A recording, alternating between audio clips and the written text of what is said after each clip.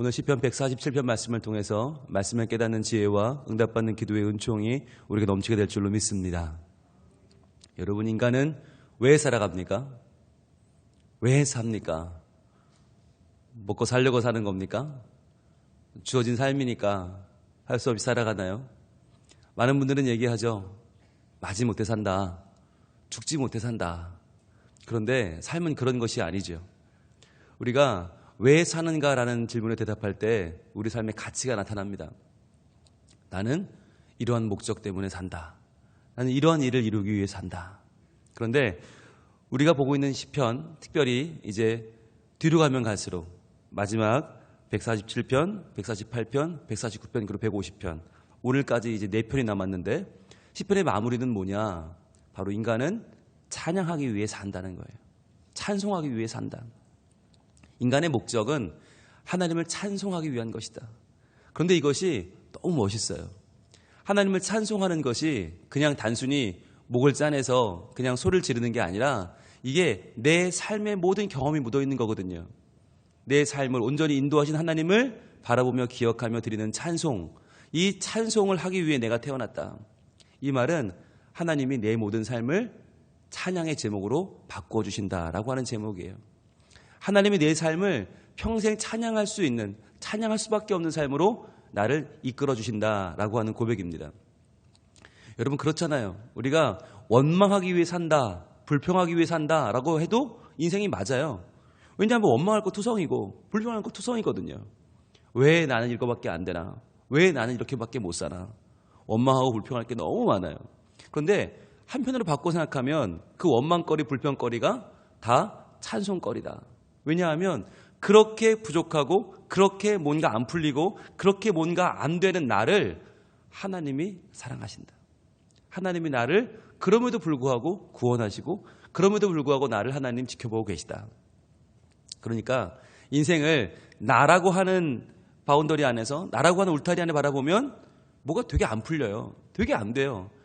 빵빵빵 되면 좋겠는데 안 되고 막혀 있어요. 그런데 하나님의 입장에서 보면 그렇게 더디고 그렇게 발전이 없고 그렇게 연약한 나를 하나님이 지금 포기하지 않으신다. 하나님이 바라보신다. 나를 도와주신다. 그런 나를 안타까이 보시면서 어떻게든 나의 앞길을 열어주려고 하나님이 지금 나를 사랑하신다.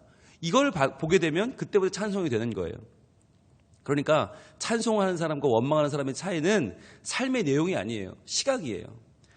내 눈으로 나를 바라보면 원망거리밖에 안 보이지만 눈을 들어서 하나님의 시각으로 나를 바라보면 이렇게 꽉 막힌 연약한 나를 하나님이 사랑하시고 하나님이 도와주시고 하나님이 열어주신다.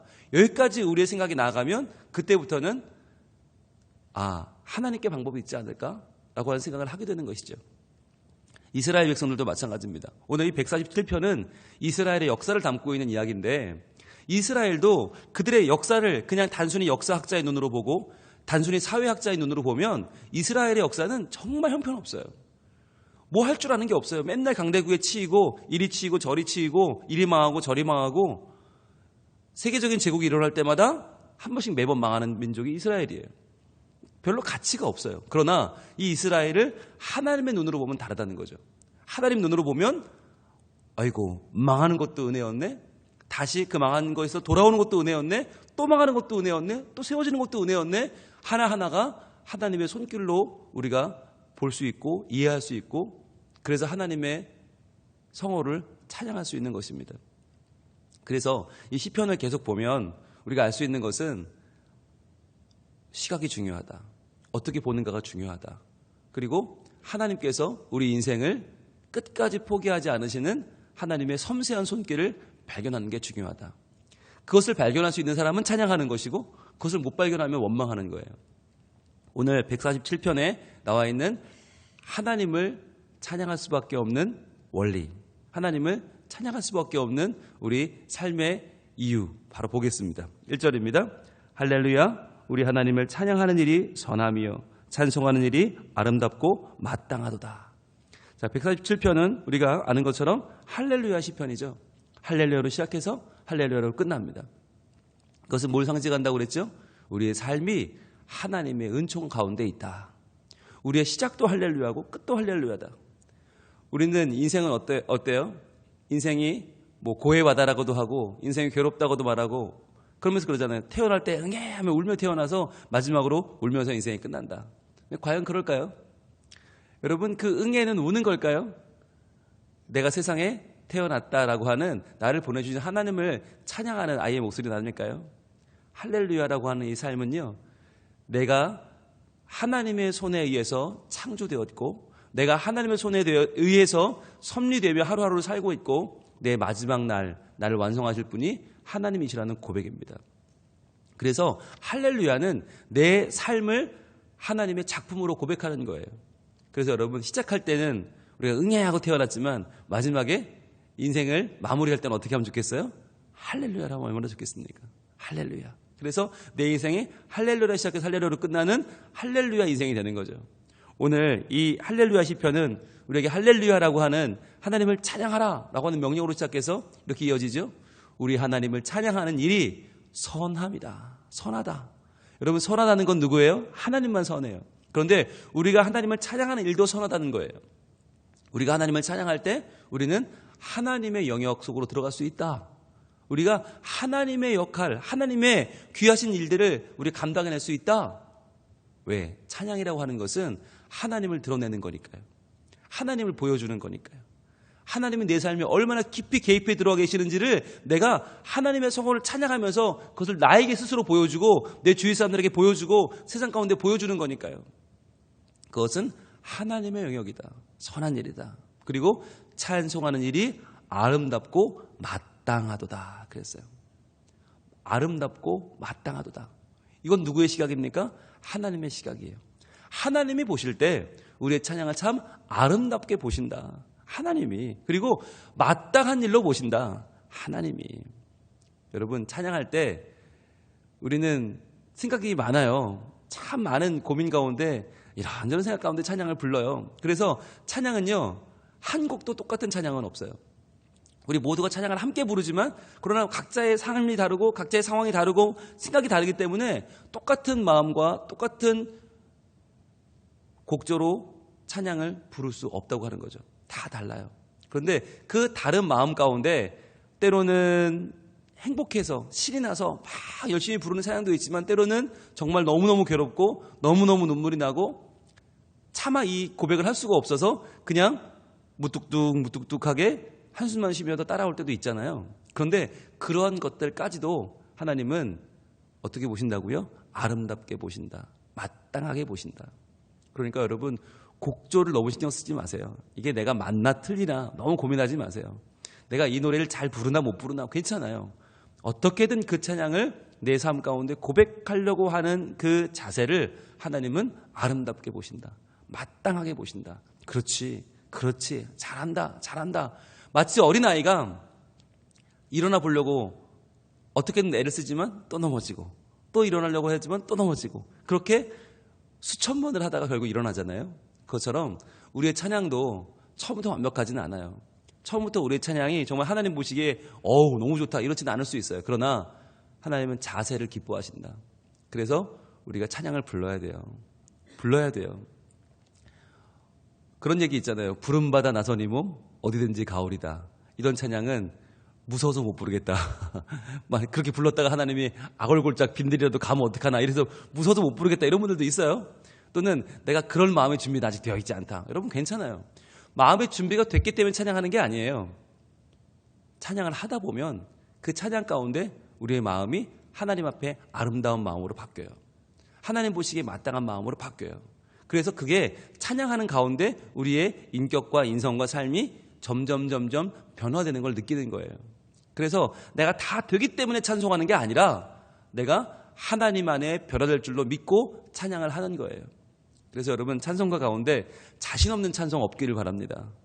왜요? 하나님은 다 자신 있거든요. 하나님은 하실 수 있거든요. 그러니까 하나님 능력을 의지해서 우리가 부르는 거죠. 오늘 2절 이렇게 이어집니다. 여호와께서 예루살렘을 세우시며 이스라엘의 흩어진 자들을 모으시며. 자, 여호와께서 나왔으니까 일단 노란색으로 한번 쳐보시고요. 여호와께서 중요한 주어가 나왔죠. 하나님 주어 나왔어요. 자, 하나님은 어떤 분이냐? 어떤 분이에요? 세우시며 모으시며. 쳐보세요. 노란색으로. 그러면 2절을 우리가 줄이면 여호와께서 세우시며 모으신다. 하나님은 세우시는 하나님이다. 그리고 모으시는 하나님이다. 세운다라고 하는 것은 예루살렘을 세운다. 그럼 어떻게 된 걸 세우는 거예요? 넘어진 걸 세우는 거죠. 이스라엘이 넘어졌어요. 예루살렘이 넘어졌어요. 나라를 빼앗겼어요. 바벨론의 나라를 빼앗긴 상황을 말하는 거예요. 넘어졌어요. 그럼 우리는 어떻게 해요? 넘어지면 포기하죠. 에이, 넘어졌네. 에이, 끝났네. 근데 하나님은 어떻게 해요? 그 넘어진 거, 그 끝나버린 걸 세우신다. 하나님은 다시 한번 일으키시는 분이다 라고 하는 거예요. 여러분, 우리 인생도 누가 세우십니까? 하나님이 세우십니다. 여호와께서 세우신다. 이거 굉장히 중요한 고백이에요. 여호와가 세우신다. 게다가 세웠는데, 예루살렘을 세웠는데 거기 아무도 없어요. 폐허가 되어버렸어요.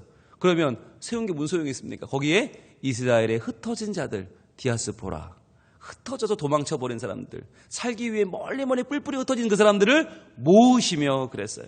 하나님은 모으시는 하나님이다. 그래서 하나님 어떤 분이냐고 물으면 우리가 오늘 본문으로 대답할 수 있어야겠죠. 하나님은 넘어진 것을 세우시는 분이고 하나님은 흩어진 것을 모으시는 분이다. 그래서 하나님 안에 내 인생은 다시 일어날 것이다. 다시금 내 인생은 충만해질 것이다. 왜냐하면 하나님이 내 하나님이시니까. 여러분, 이 고백이 있어야 돼요. 이스라엘이 바벨론의 포로 가운데 돌아왔다. 이것은 인간적인 눈으로 보면 그냥 어쩌다가 이 바벨론이라는 나라가 그 페르시아라는 나라에 망해서 페르시아의 왕인 고레스가 다 식민지는 돌아가라 라고 하는 정책을 펼쳐서 이스라엘로 돌아왔다. 역사적으로 보면 그래요. 그런데 이것을 우리는 하나님 눈으로 보자고요. 하나님의 눈으로 보면 어떻게 해요? 하나님을 순종하지 않고 하나님의 말씀에 거역하고 대적하고 인간적인 국가를 만들어 보려고 했던 이스라엘을 하나님은 바벨론을 통해서 그들이 망하게 함을 통해 하나님께 돌아오게 하신 거죠. 그런데 그들이 바벨론의 포로로 있다가 결국 하나님께서 고레스라고 하는 페르시아의 왕의 마음을 움직이셔서 돌아왔다는 거예요. 그러니까 성경의 고백은 뭐냐? 이것은 모두가 하나님이 하셨다. 하나님이 세우셨고 하나님이 모으셨다라고 하는 거예요.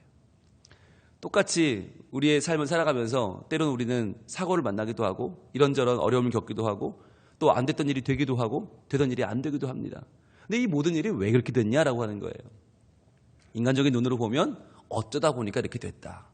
누가 힘을 써줬구나 이럴 수 있어요. 그런데 우리가 믿음의 눈으로 보면 하나님이 나를 세우셨구나. 넘어진 나를 세우셨구나. 하나님이 나를 모으셨구나. 흩어진 내 모든 연약한 것들을 모으셔서 하나님이 나를 다시 한번 세워주시는구나. 여러분, 그런데요, 이 둘 중에서 하나 선택해야 되는데 1번 어쩌다 보니 그렇게 됐다. 2번 하나님이 하셨다. 여러분, 이게 차이가 어디 있어요? 1번 어쩌다 그렇게 됐다는요, 다시 될 수 있는 기회가 없어요. 다시 될 가능성이 없어요. 2번은 어쩌다 됐지만 그것도 어쩌다 되겠어요? 그러니까 희망이 없어요. 아무런 고려할 가치가 없어요. 그러나 하나님이 하셨다라고 하는 것은 뭐예요? 그 하나님이 나를 사랑하시고 그 하나님이 나를 붙잡는 너무나 존귀한 하나님이세요. 그러니까 믿음이 생기는 거죠. 또 이길 수 있을 것이다. 또 넘어갈 수 있을 것이다. 또 될 것이다. 하나님을 의지하면요, 우리 마음에 소망이 생겨요. 희망이 생겨요. 그래서 똑같은 일을 바라보는데 바라보는 눈이 다른 거예요. 세상 사람들은 어쩌다 됐는데 또 될 수 없으니까 괴로움으로 바라보지만 하나님의 자녀들은요, 하나님이 하셨기 때문에 그것을 다시 한번 기대하고 소망하고 찬양할 수 있는 것입니다. 이거 어마어마한 차이입니다. 그래서 하나님은 우리에게 자신을 내어 보여주시는 거예요. 나는 세우는 하나님이다. 나는 모으는 하나님이다. 내가 너희를 다시 한번 일으켜 세울 것이다. 내가 너희를 다시 한번 모아서 충만하게 할 것이다. 오늘 이 말씀 가운데 우리의 넘어진 것들이 일어나길 원합니다. 우리 흩어져 버린 것들이 다시 모아지는 하나님의 은혜가 있기를 원합니다. 하나님 그렇게 하실 수 있거든요. 어제나 오늘도 동일하신 하나님은 오늘도 우리의 삶에 동일하게 역사하십니다. 3절에 이렇게 이어집니다. 상심한 자들을 고치시며 그들의 상처를 싸매시는도다 그랬어요. 여러분, 이스라엘이 무너졌는데 예루살렘을 하나님 일으키셨는데 흩어진 자들을 모으셨는데 이건 현상이잖아요. 사회적인 현상입니다. 근데 더 중요한 건 뭐예요? 사람의 마음이죠. 아무리 나라가 다시 한번 세워지면 뭐예요? 그동안 포록이 있으면서 나라에 잃은 마음의 서름은 어떡합니까? 그 마음의 상처는 어떡합니까? 부르짖었지만 아무 기도의 응답이 없는 것 같아서 하나님을 원망하고 하나님을 그동안 계속 그 마음에 낙담했던 그 아픈 마음은 어떻게 해요? 하나님이 상심한 자들을 고치신다. 그들의 상처를 싸매신다. 즉 하나님은 우리의 삶을 세우시고 모으시는 것만이 아니라 더 구체적으로 우리의 삶의 가장 깊은 곳, 우리의 마음과 우리의 속사람을 어루만지신다는 거예요. 그래서 하나님이 치유해 주신다. 살다 보면 문제는 해결되는 경우가 있어요. 그런데 문제는 해결됐는데 나는 해결되지 않았어요. 나는 여전히 마음이 아프고 나는 여전히 속상하고 나는 여전히 마음이 원망이 가득하단 말이죠. 누가 이 마음을 해결해 줄 것입니까? 바로 하나님이라는 것입니다. 하나님은 겉으로 보이는 문제만이 아니라 속사람, 내 마음까지도 어루만지시고 이해하시고 어떻게든 우리를 풀어주려고 노력하신다. 그래서 하나님을 믿는 겁니다. 사람은요, 여기까지 갈 수가 없어요. 겉모습만 되면 됐잖아. 이제 해결됐잖아. 끝이지. 가봐. 이렇게 말해요. 하나님은요, 아니에요. 고치시며 싸매시는도다. 그래서 여러분 2절과 3절을 이어서 읽으면 이렇게 돼요.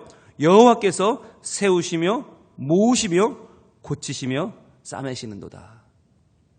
노란색으로 한번 쳐보세요. 고치시며 그리고 싸매시는도다를 노란색으로 치고 우리가 이 말씀에 하나님의 능력이 있고 하나님의 본심이 들어있다. 그래서 계속 이 말씀을 묵상하는 거예요. 힘들고 억울하고 눈물 날 때마다 읽는 거예요.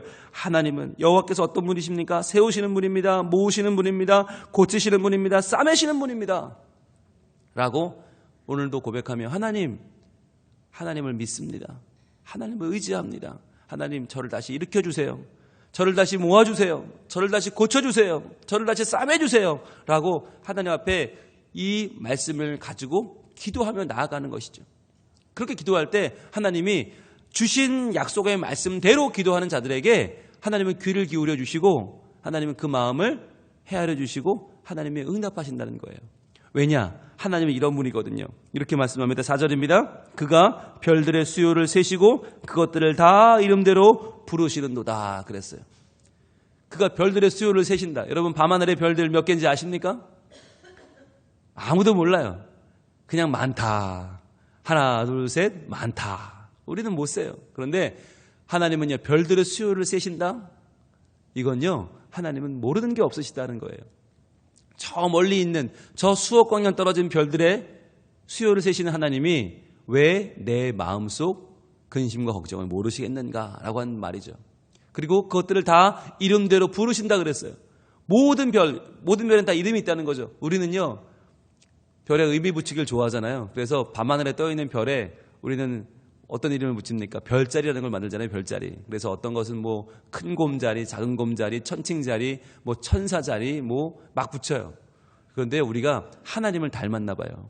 하나님은 우리보다 더 세밀하셔서 우리는 이름도 짓지 못하는 저 멀리 있는 작은 점 같은 별까지도 하나님은 아시고 세시고 부르신다. 여러분 여기서 중요한 게 세시고라고 하는 거죠. 그리고 부르시는도다. 하나님은 우리의 모든 연약함을 다 세신다. 우리의 아픔도 세신다. 그런데 우리의 찬양도 세신다. 그래서 우리를 부르신다. 그 이름 그대로 부르신다. 내 연약한 이름 누가 날 알까? 그런데 하나님은 부르신다는 거예요. 하나님은 부르신다. 그래서 여러분 노란색 드시고 세시고 부르시는도다. 한번 쳐보세요. 하나님은 이런 분이십니다. 게다가 그 하나님 어떤 분입니까? 5절은 이렇게 말합니다. 우리 주는 위대하시며 능력이 많으시며 그의 지혜가 무궁하시도다. 하나님은요, 감당치 못할 일이 없다는 겁니다. 그런데 이 감당치 못할 일이 없는 그 하나님을 우리가 만났다는 거예요. 만났고 그 하나님을 내가 알고 그 하나님을 사랑해요. 얼마나 큰 일입니까? 우리가 살면서 이런 사람 만나기도 어려운데 사람이 아니라 하나님을 만났어요. 위대하신 하나님, 능력이 많으신 하나님, 그의 지혜가 무궁하신 하나님. 어떻게 이런 분을 알게 됐습니까? 우리의 삶 가운데 그분을 모시고 찬양했기 때문에 알게 된 거예요. 찬양하다 보니까 하나님의 이러한 모습이 다 눈에 보여요. 아, 하나님은 정말 위대하신 분이구나. 내 삶을 바라보면 내 눈으로 보면 난 별거 아닌데 이러한 나를 계속해서 기회를 주시고 살리시고 고치시고 싸매시고 나를 부르시고 세시는 하나님 정말 위대하시구나.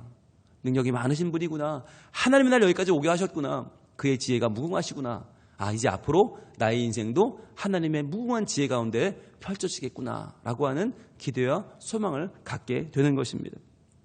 그래서 하나님은 우리를 분명히 도우시는데 어떻게 도우시나? 6절입니다. 여호와께서 겸손한 자들은 붙드시고 악인들은 땅에 엎드려 뜨리시는도다 그랬어요. 일어나는 자와 잘 되는 자와 넘어지는 자, 안 되는 자의 차이가 어디 있는가?